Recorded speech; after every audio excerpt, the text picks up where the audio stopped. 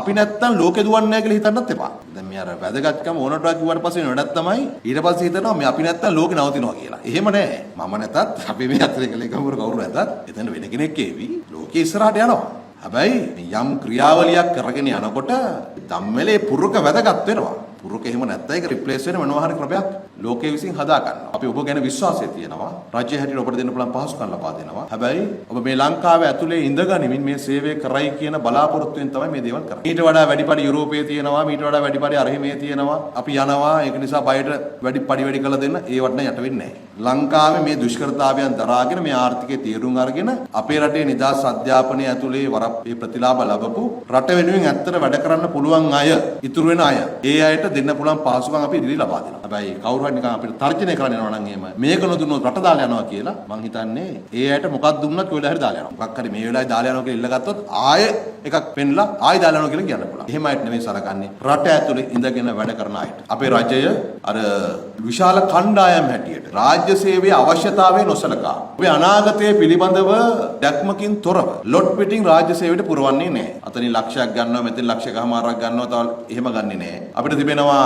අග්‍රාමාත්‍ය ලේකම්වරයාගේ ප්‍රධානත්වයෙන් ඊට අදාළ අමාත්‍යාංශ, මුදල් අමාත්‍යාංශ, රාජ්‍ය පරිපාලන අමාත්‍යාංශ ඇතුළු අමාත්‍යාංශවල නිලධාරීන්ගෙන් සමන්විත කමිටුවක්. ඒ කමිටුවට මේ අමාත්‍යාංශවල, දෙපාර්තමේන්තුවල, ආයතනවල, සංස්ථාවල, අධිකාරීවල, නිලධාරීන් විසින්, ප්‍රධානීන් විසින් තමන්ගේ අවශ්‍යතාවය ඉදිරිපත් කරනවා. ඒ අවශ්‍යතාවය රටේ මූල්‍ය තත්ත්වයක් එක්කත් සලකලා බලලා ඒ වගේම ඔබගේ අනාගතය පිළිබඳව සලකලා බලලා තමයි ඒ අගමැති ලේකම්වරයාගේ ප්‍රධානත්වයෙන් තියෙන කමිටුවෙන් අනුමැතිය ලබා දෙන්නේ. පසුගිය මාස 12ක පමණ කාලය තුල අපිට පුළුවන්කම ලැබුණා සෞඛ්‍ය හා ජනමාධ්‍ය අමාත්‍යාංශයට දසදහසක පමණ පිරිසක් අලුතෙන් බඳව ගන්න. මේ බොහෝ පත්වීම් අවුරුදු 5ක් 6ක් නතර වෙලා තිබුණා. ප්‍රමාදයක් තිබුණා. මේ බඳවා ගැනීම වලදී අපිට පුළුවන්කම ලැබුණා 10000ක් විතර අනුමැතිය ලබා ගන්න. එයින් අපි දැන් 8000කට වැඩි ප්‍රමාණයක් බඳවාගෙන තිබෙනවා. අපේ රටේ සෞඛ්‍ය අමාත්‍යාංශ ඉතිහාසයේ වැඩිම ප්‍රමාණයක් හෙද සේවාවට බඳවාගත්තේ අපි ගිය අවුරුද්දේ 4141ක් බඳවාගත්තා. තව ඉදිරියට එහෙම බඳවාගෙන නිමිත වෙලා තිබෙනවා. යනවා අපිට රාජ්‍ය සෞඛ්‍ය කළමනාකරණ සහකාර 226ක් සඳහා අනුමැතිය ලබා දීලා තිබුණා. යනවා 213ක් අපි බඳවා ගන්නවා. ඒ ක්‍රියාවලිය තුල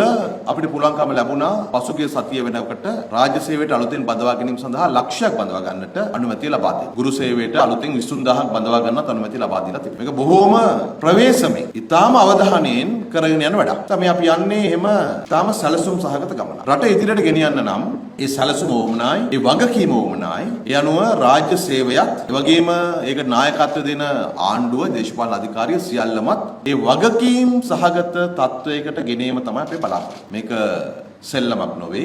අපි අද මේ කියන ජයග්‍රහණ අත්පත් කරගත්තේ අපිට ඊටාම හොඳින් දුවපු රටක් ලැබිලත් නොවන බව මතක තියාගන්නට ඕන. මම ඒ වගේ වරදකරුවන් කවුද කියන එක මේ වෙලාවේ කියන්නේ නැහැ. නමුත් අපි රටක් හැටියට එක්තරා වෙලාවකදී 2022 දී අපි නිල වශයෙන් ප්‍රකාශයටපත් කරා අපි රටක් හැටියට බංකලොත්.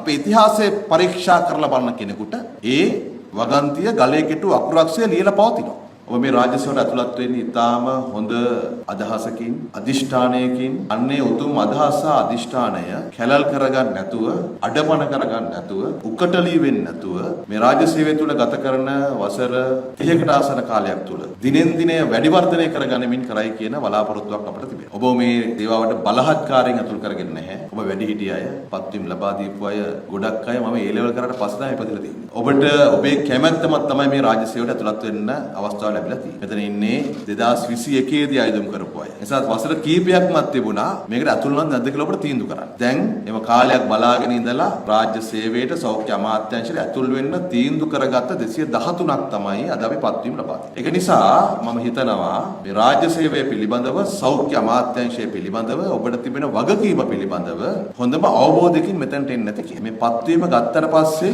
රාජ්‍ය සේවය ඇතුළත් වෙනකොටම ඔබ හිත හදා ගන්නට ඕන මේකේ වගකීම බාරදුරභාවය පිළිබඳ. ඊට කලින් ගත කරපු සාමාන්‍ය ජීවිතයම ගත කරමින්, ඒ නිදහස්කාමී ජීවිතයම ගත කරමින්, සියලු දේවල්ට එක්ස්කියුස් ලබා දෙමින් යන ගමනක් රාජ්‍ය ඇතුළේ යන්නත් බෑ, එහෙම කරන්නත් බෑ. එන රාජ්‍යවල එන්න ඕනෙත් නෑ. දේශපාලනය කරන අය හැටියටත් අපිත් ඒ වගකීම එලෙසම ගන්නවා. එලෙසම නිදහස් ජීවිතයක් අපිට ඕන දේවල් කරන්න දේශපාලනය කරනකොට අපිට හැකියාවකුත් නෑ, අයිතියකුත් නෑ. ඒ වගකීම් බාර අරගෙන මෙතනට ආවනම් අපි ඒ දේ ඉෂ්ට කරන්නට ඕන.